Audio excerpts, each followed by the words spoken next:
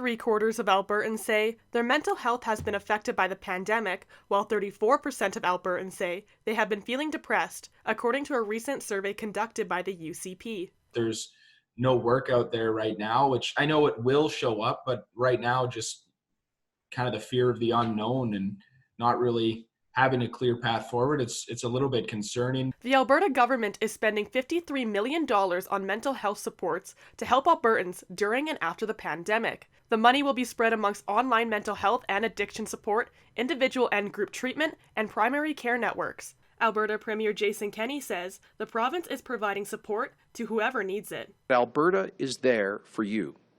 If you're feeling anxious, depressed, scared, or lonely, if you feel you can't cope or take the pressure any longer, if you're turning too often to alcohol or drugs, please know this, that help is available. A new community grant program was also announced, which Kenney says it will provide funding to charities who concentrate on helping the most vulnerable. Many of these groups specialize in helping people with unique needs in our society, including seniors, the homeless, families, Indigenous people, and others who may be suffering due to the pandemic and the economic crisis.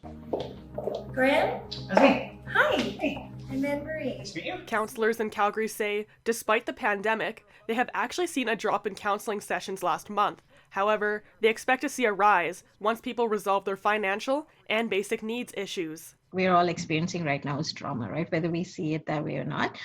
There's a lot of change. We've just been hit with all this change all of a sudden, and then it's just not, it's financial as well. So many changes that people are work, right? Just your whole normal has changed. It doesn't feel like normal life because it's hard to get into a routine, right? Like everything's closed down. So I could see how it could be stressful for a lot of people. I know personally some of my friends are having a pretty hard time with it. Kenney says the funding is in addition to a previously announced $140 million, which will create addiction recovery spaces for about 4,000 Albertans. For St. Newsfile, I'm Charlye Caldwell.